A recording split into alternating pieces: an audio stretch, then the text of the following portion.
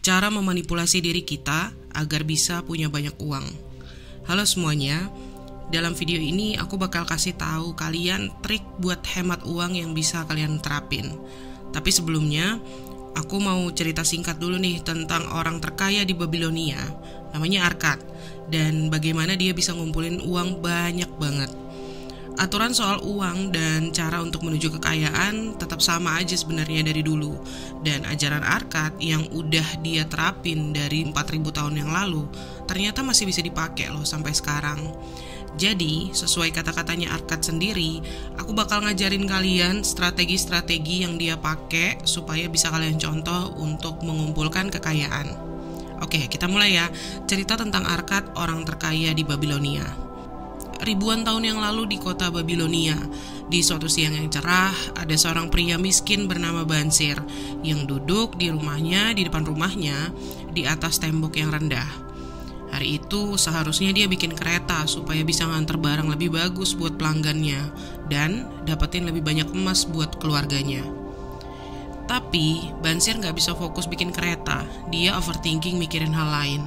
Sambil berpikir, dia juga ngerasa sedih dan depresi.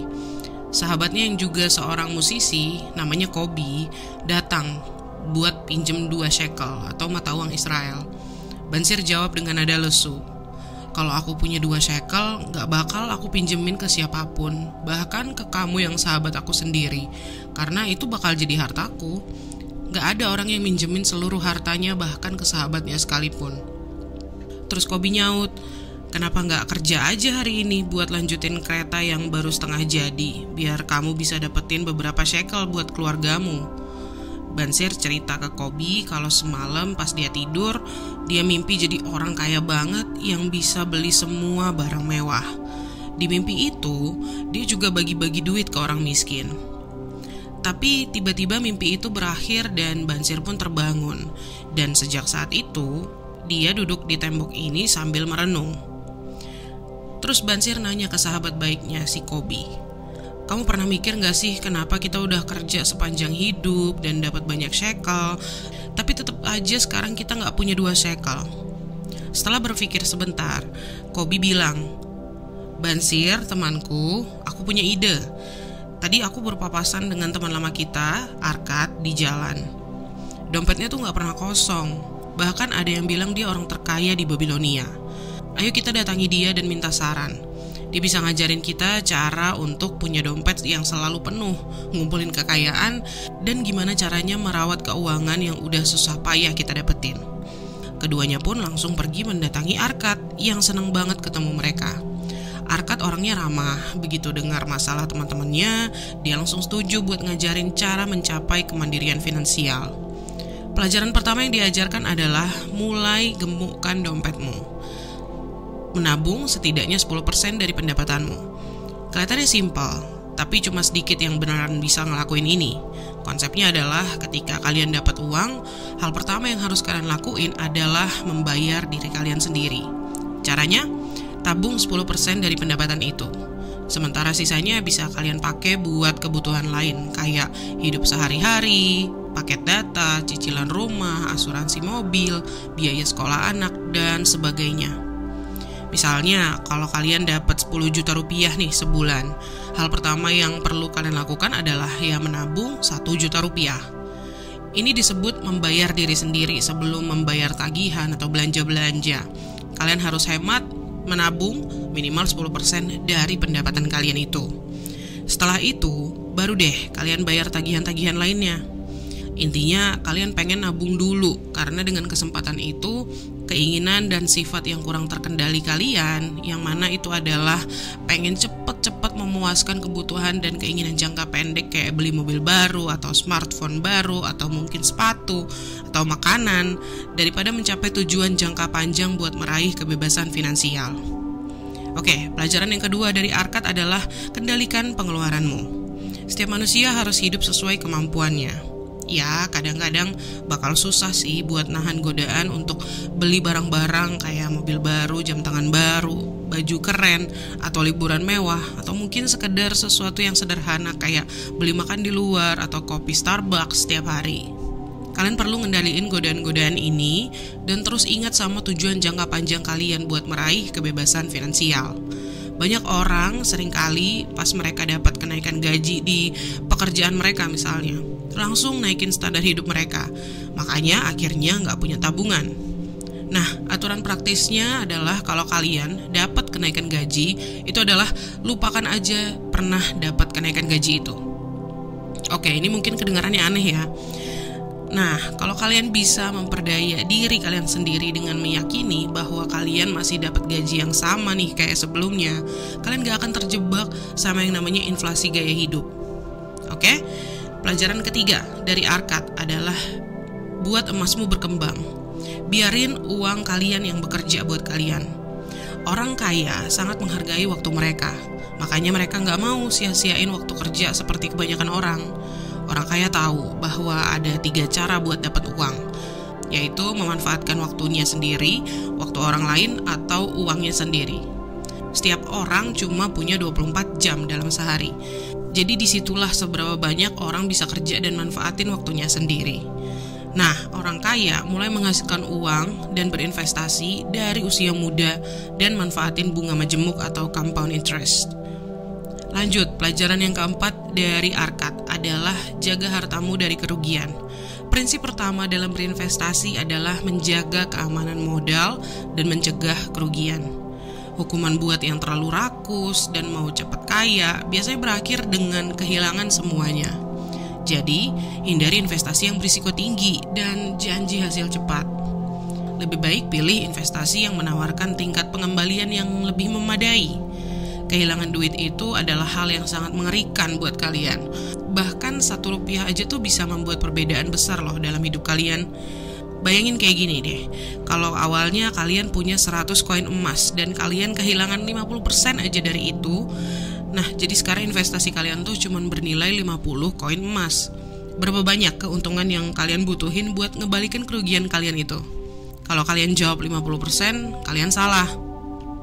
Karena sekarang kalian harus membuat keuntungan 100% dari 50 koin yang tersisa buat membawa investasi kalian balik ke jumlah awal. Nah, itulah yang dimaksud sama Arkat. Dan sebenarnya ini seharusnya jadi aturan nomor 1 buat setiap investor. Jangan pernah kehilangan uang. Next, pelajaran kelima dari Arkat adalah buat tempat tinggalmu investasi yang menguntungkan, yaitu punya rumah sendiri. Lebih masuk akal buat bayar sesuatu yang akhirnya jadi ekuitas daripada bayar sewa setiap bulan ke pemilik properti yang kalian tempatin. Kalau pembayaran buat properti kalian udah selesai dan akhirnya kalian dapat kepemilikan penuh atas rumah kalian, kalian dan anak-anak kalian bakal punya ketenangan pikiran kalau seberat apapun kehidupan kalian tetap punya atap di atas kepala kalian. Oke, pelajaran ke-6 dari Arkat adalah pastikan penghasilan masa depanmu. Buat persiapan untuk masa-masa sulit dan keluarga kalian. Intinya, ini berkaitan dengan perencanaan pensiun dan asuransi. Pasti enak kan kalau kalian tahu bakal selalu ada aliran pendapatan yang stabil pas kalian udah pensiun. Jadi, mulailah rencanakan penghasilan itu dari sekarang. Lanjut, pelajaran ke-7 dari Arkat adalah tingkatkan kemampuan kalian untuk menghasilkan uang. Selalu cari ilmu lebih banyak dan jadi lebih bijak, yang mana ini akan membantu kalian secara finansial. Posisikan diri kalian untuk mendapatkan lebih banyak uang dengan meningkatkan keterampilan kalian dan buatlah diri kalian lebih bisa diterima kerja. Latih diri kalian, ikut kelas, ambil pekerjaan sampingan, apapun yang kalian pilih, tentuin tujuan kinerja yang spesifik dan terukur, dan mulai kerja buat mendapatkan lebih banyak uang. Jadi harapannya sekarang ajaran-ajarannya Arkat ini udah bisa bikin kalian sadar akan pentingnya menabung maupun yang boleh dan gak boleh terkait menyimpan uang. Tapi mengetahui bahwa menabung dan investasi itu penting, itu sebenarnya baru setengah dari perjuangan. Setengah lainnya adalah menerapkan ajarannya dalam kehidupan nyata. Apakah kalian masih merasa susah menabung? Dan tagihan kartu kredit dan pay later kalian semakin menumpuk? Atau bahkan pengeluaran kalian lebih besar dari pemasukan? Kalau jawaban dari semua pertanyaan ini adalah iya, jangan khawatir. Aku punya beberapa tips dan trik yang bisa bantu kalian menabung lebih banyak dari pendapatan kalian. Tips yang pertama, otomatisasiin tabungan kalian. Cara paling simpelnya adalah dengan bikin rencana tabungan otomatis. Kalian bisa atur akun bank kalian sedemikian rupa sehingga saat gajian masuk ke akun kalian, 10% dari jumlahnya otomatis ditransfer ke tabungan atau investasi lainnya. Tips yang kedua, tingkatkan tabungan secara bertahap. Setelah kalian punya rencana tabungan otomatis, cara buat benar-benar membangun tabungan kalian adalah dengan menaikkan tabungan itu sebesar 1% setiap 6-12 bulan. Misalnya, kalau kalian menyisihkan 10% dari gaji kalian, atur lagi biar naik 1% menjadi 2% tahun depan dan setiap tahun setelahnya. Tips ketiga, simpen bonus kalian di bank. Triknya adalah ubah cara kalian berpikir tentang bonus sebagai uang tambahan. Setiap kali kalian dapat kenaikan gaji di pekerjaan kalian, bonus tahunan, hadiah uang, atau jenis hadiah keuangan lainnya, langsung aja tuh masukin ke rekening tabungan atau investasi kalian. Seperti yang dibilang Arkad, bayar diri kalian sendiri dulu dan kendalikan pengeluaran kalian. Tips yang keempat, beri nama untuk akun kalian. Kalau kalian kasih nama buat akun tabungan dan investasi kalian, misalnya kebebasan finansial atau liburan ke London, Inggris, atau mungkin rumah impian ala Amerika, kalian mungkin bakal lebih sering mencapai target tabungan kalian daripada sebelumnya. Pendekatan tabungan berbasis tujuan kayak gini juga bisa disebut mental accounting dalam perilaku keuangan. Tips yang kelima, persulit akses ke dana kalian. Kemudahan itu bagus, tapi sayangnya itu nggak selalu membantu kalian mencapai tujuan jangka panjang. Tapi bisa mengakses uang kalian begitu mudah, sebenarnya bisa berbahaya buat kalian yang punya kebiasaan boros. Salah satu solusinya ya adalah dengan ngasih batas maksimal penarikan. Atau cara lainnya, kalian hapus aja tuh aplikasi m-banking di smartphone atau layanan web yang kalian pakai buat akses akun kalian itu. Next, tips yang keenam, mulai kompetisi menabung. Cari deh temen yang juga pengen nabung kayak kalian. Atur target dan tujuan bareng-bareng untuk kalian capai masing-masing. Bandingin pencapaian kalian sama teman kalian itu setiap minggu, setiap bulan. Semakin sering kalian bandingin tabungan kalian itu, semakin tinggi motivasi kalian untuk mengalahkan mereka. Kompetisi itu bisa jadi bentuk motivasi yang terbaik. Tips ketujuh, bayangin diri kalian di masa depan. Penelitian menunjukkan bahwa membuat gambaran secara mental tentang diri kalian sendiri melakukan sesuatu, itu sebenarnya membentuk proses otak kalian sama seperti saat kalian benar-benar melakukan sesuatu itu. Membayangkan diri kalian sebagai orang yang pintar menabung dan berhasil mencapai tujuan keuangan, itu bisa membantu kalian untuk mengambil tindakan yang perlu untuk benar-benar melakukannya. Ini beberapa tips dan trik yang aku saranin buat kalian coba. Tapi psikologi orang beda-beda dan kalian perlu cari metode yang cocok buat kalian. Apapun trik dan strategi yang kalian pilih, tujuannya tetap sama, nabung lebih banyak. Oke, semoga sukses di jalan kalian menuju kebebasan finansial dan happy savings. Terima kasih udah nonton.